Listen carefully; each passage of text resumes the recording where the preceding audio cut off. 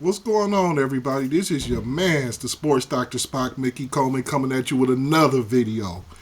Now, Mark Henry, the world's strongest man, when he first got into the wrestling business, had his ups and downs, his bumps and bruises, and he had a hard time with dealing with some of the other wrestlers' pranks.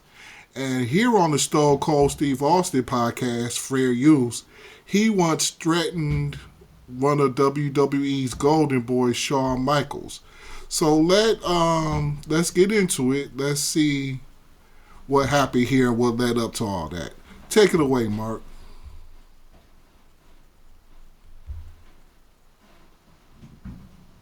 Your deal. Well, it was about a 6-8 month period in between that first visit, but that ultimately is what happened.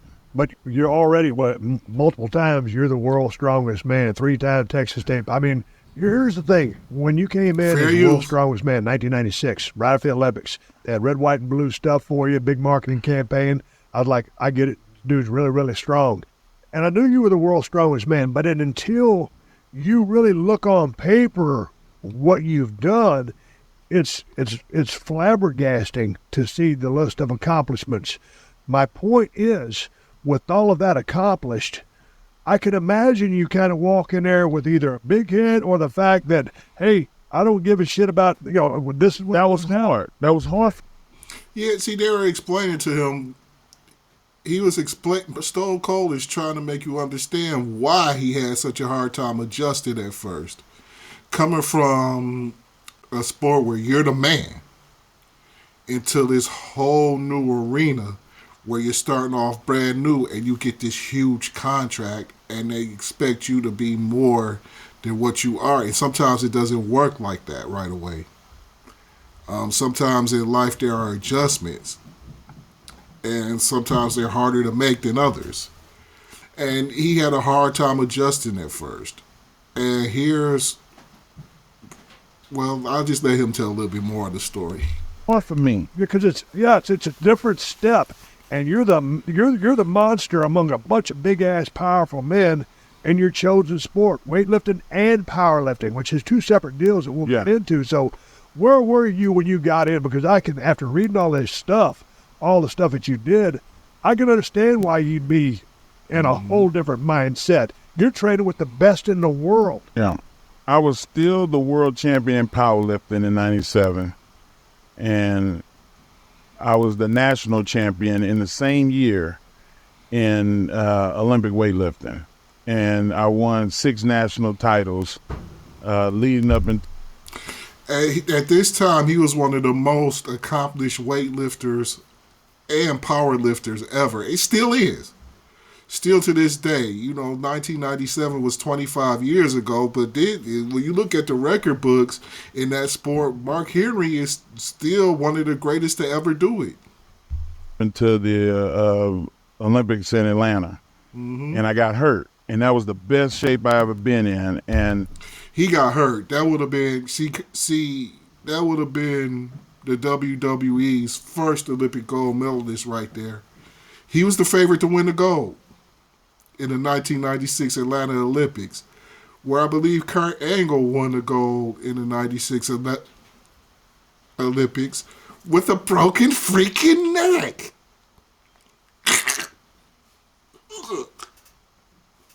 A broken neck.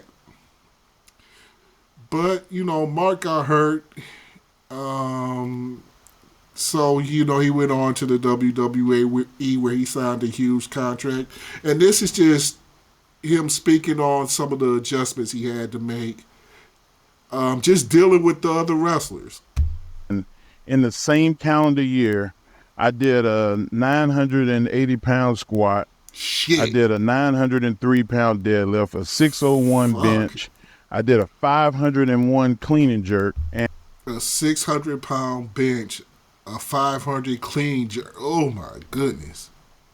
And a 402 snatch. No other human being walking this planet has ever done that.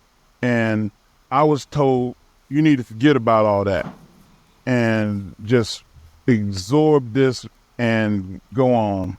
That's like me saying, hey, You need to stop being black. You need to stop being Christian, and you need to become a vegan. This big ass 400-pound man becoming a vegan. And he looks like he was born just a big guy. And he's from Texas. This dude is from Texas. Some bitches eating out their meat and their barbecue. And I got a shitty southern accent, you some bitches. I ain't no way. I can't do it. I can't do none of it. I'm never going to stop eating meat. I love meat. I'm a foodie. Mm-hmm. I'm a born and raised Christian. My grandmother and my mom would roll over in their graves if I switch religions. And as far as me never being black, I'm one of the blackest black people you ever go meet. It just can't happen, Steve. But when someone says, hey, leave all that behind you, it's like, hey, man, these are worldwide. You'll never. This is what made me me. So if you lose that, you lose your identity. Right. And then at the end of the day, it's also your gimmick, or your right. You know, the attraction, the world's strongest man. And then from, hey, man, it's almost like you take a Bruce Lee approach here. Okay, I can understand maybe if they said, hey, forget about it, leave it over here, leave it. Yeah, but that's not what I got. Right. And there was no such thing as a developmental wrestling system. You went to the Indies. You went to a territory and you learned how to work, and they gave you baby steps of what you put the ring up. You drove, you went and got food for the boys. You went, you refereed, you rung the bell. You did everything around the business until you got brought into the business. It was not in the cards for me. They created. Well, you couldn't really have him do that because he was already pretty much nationally known. So he was, in that respect, he was already kind of ready for the prime time. He was just really green to the wrestling business. And some of that other stuff is what a lot of wrestlers had to do before they really got on. And he didn't really have to go through that at first, which made some of the other wrestlers kind of jealous in some ways of him because he got the big contract and he never had to wrestle in a high school gymnasium or anything like that in front of 10 or 15 people for $25 or sometimes for free. He never really had to go through that. We'll go here. They hired Dr. Tom Pritchard to train me specifically wrestling diet 101, wrestling 101, and I went from being an anaerobic athlete to being an aerobic athlete, and people expected me to get it in a couple of weeks. I was a good athlete. You'd be hard pressed to find somebody that was able to do the things that I did strength wise, like I just told you, that could still run a mile in under 9 minutes at 375 pounds. Did you hear that? 9-minute mile, 375 pounds. So he was in good cardio shape for somebody that big. And he was physically fast for somebody that big, because that's a long way in not that much time.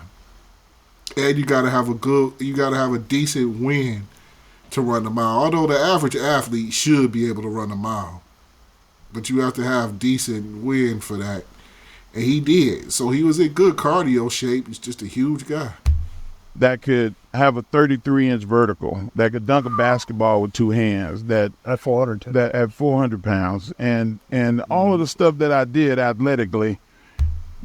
Shaq could dunk it around 400 pounds, but Mark Henry ain't nowhere near 7 feet tall. Okay, so that 33-inch vertical and being that heavy and not being 7 feet tall is very impressive. So this was an impressive athlete. You tell that person that all of that, now nothing else exists but wrestling.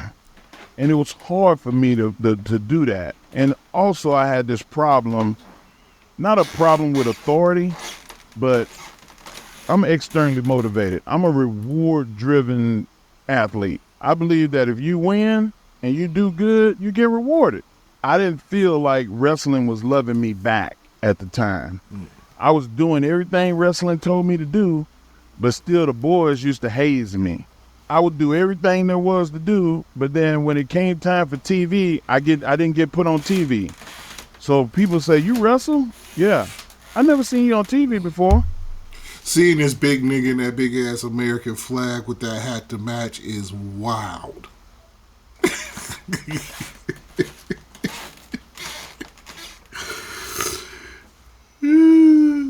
Damn.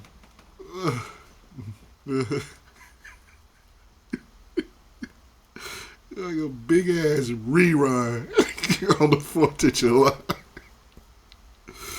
Go ahead, nigga. And I was like, man, I need to get on TV. Like, why am I not on TV? So when you can't just walk in Vince McMahon's office and say, hey, man, I've been doing this for like 6 months. I ain't been on TV. I did, my dumb ass. I didn't know better. I didn't know nothing about wrestling other than the fact that I was a fan. And you take one of these fans out here and try to make them a Hall of Fame wrestler. That's not the way it works. Who finally, was JBL and Ron Simmons ribbing you? I mean, like, who else was hazing you? Because, dude, you're one of the most powerful guys on the planet, and it's interesting anybody would even consider hazing you. Because I remember when you came in, I would just get coming out of the ringmaster gimmick. I was just now starting to kind of maybe get a little bit of established as Stone Cold. Knew they was going to push you heavy, once they got you up to speed. But I don't remember a lot of your beginning years because I was doing my own thing. Who was messing with you? And how long did it take for you to fit in with the wrestling crowd or the boys? Well, it took me getting banished to Canada because I threatened to kill Shawn Michaels. Of course, like they hid my crutches and when I broke my ankle, and I just was like, okay, this is it. Like it's over. I don't want to do this. Somebody pisses you off, they'd piss off a real person. Oh, man. And so I was like, man, you're 180 pounds, man. I'll kill you, man. It'd be unfair for me to whoop you. And he was like, you threatening me? I was like, I don't think it's really a threat. I'm just like telling you like it is. Y'all need to leave me alone. And he told Vince, and Vince said, hey, man. Of course, people couldn't stand Shawn Michaels back in the day. You fuck with somebody. And we all know people like this. We all work with people like this. You fuck with somebody, and then when you get the backlash back, they go run and tell. It's the weakest shit ever. Ever. It's some, as we say in the hood, whole shit. Go ahead. Finish talking about this whole ass nigga. You can't threaten our top guys. What's wrong with you? And I was like, look, man. I just ain't used to nobody trying me. Like, if they want to try me, they got to be able to accept the consequence. No, damn it. You can't just be beating people up. It's not going to fix it. They trying to bring you in, but you pushing them back. You get this call from Vince, and the next day you're flying up to Stanford. Yep. Okay, well, that's it for that video that I got from Turnbuckle TV. Don't forget to follow them on YouTube.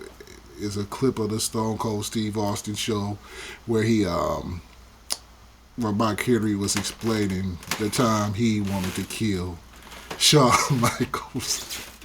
But this is your boy, the Sports Dr. Spock. Thank you for watching this video. We have plenty more content on the Mick and Mike Love podcast for you to check out.